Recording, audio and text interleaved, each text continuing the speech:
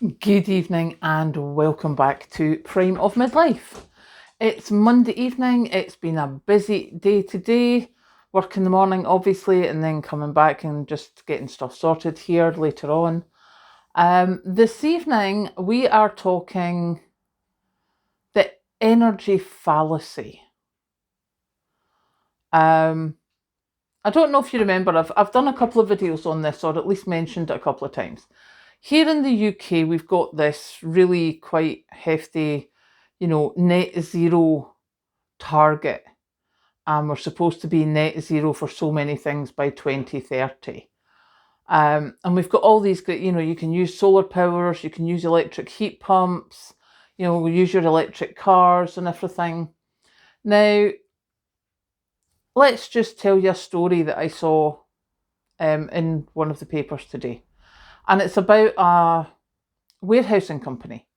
They buy the land, build the warehouses and rent them or sell them to the likes of Amazon or the supermarkets or things like that, so that for the delivery services that are coming out, for the distribution services. So obviously warehousing is a big thing just now because there's a lot of deliveries, plus there's a lot of goods go around the country.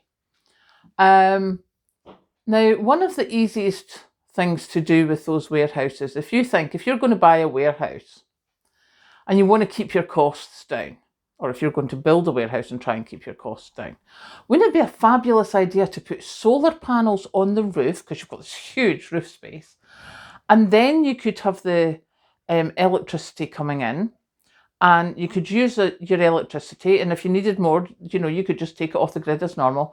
And if you had excess, especially I think one of the warehouses they were talking about, it was going to pull in enough to run 8,000 homes. Now, obviously the warehouse wasn't going to go through that every day. So they were like, we could sell it back to the grid. And that will keep our costs down. It means that we will meet the net zero targets. It will keep our costs down for the electricity, etc., etc. So they went for the planning permission, etc. So they were checking with the, all the different parts that you have to do for planning permission, and they checked with the National Grid, the electricity company, or whoever it is that you check with for that thing, and said, when can we expect to be able to do 2038? 14 years from now, before the grid could get them, that they could sell them on the electricity back to the grid. So what they would have to do in between times was they'd need to get storage, batteries, huge batteries, for the electricity they're making, so that they could use it rather than just lose it. And you're like, okay, that's not exactly cost efficient, is it? Data centres can't get connected to the grid. Seemingly, the way it works with the grid for connections with, in the UK certainly, is that there's just a queue. And, if you're doing a development, you put it forward and it's in a queue. However, they have what they call zombie applications. So that would be me if I was looking at, say, the farmer's field at the back of me there, thinking, I could do that because it's, it's not zoned for housing, it's zoned for industrial, because it's farm. I could put a big barn there and put solar thingy bobs. If I went in the queue just now, it would be 2038 before I would be looked at, or before they would be able to look at putting stuff in. Now, they've known this for years. And I mean years, because before I even started this channel, I knew there was problems with the grid. And when I read that bit about the queue, I was like, oh yeah, I remember that. This is just a queue, and everyone goes on it, and there's so many zombie things that are like, Karen doesn't even own that field. So she can't have permission to put a barn on it and put solar panels on it until she buys it. So why is she taking up space in this queue? Why are people at the top of this queue who have, as I say, don't own the land or whatever, why are they still there? Why is the National Grid having to look at their proposal just now when it's not going to even be started? for years.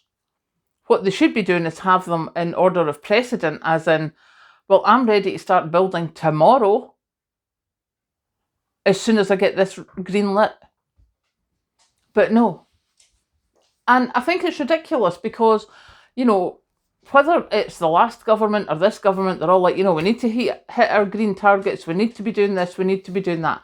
Maybe you need to be sorting out the basics before you electrify everybody, or try to electrify everybody and say, oh, you need to go all electric in your home. You're not allowed, like they did up in Braemar, we're taking out your coal fires because you need to be all electric. No, because there isn't the capacity on the grid just now. And all the houses that are supposed to be getting built don't have capacity. Well, not all, but a lot of the houses, these big developments, the grid doesn't have the capacity to power them up, so they can't go forward.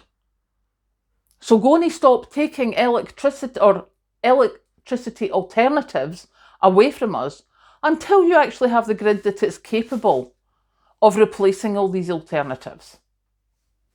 Because at the moment, this is just not going to happen, because you think your data centres are eating so much electricity.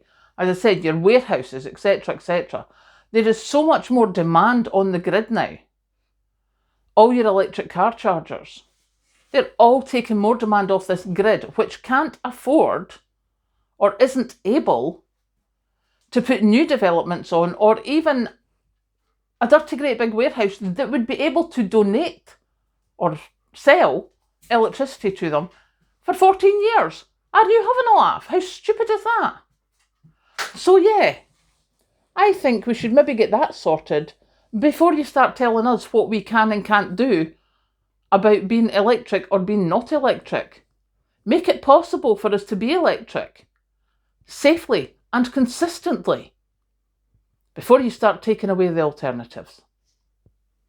And with that little grumble, I'm going to go and have a cup of tea. Catch you later.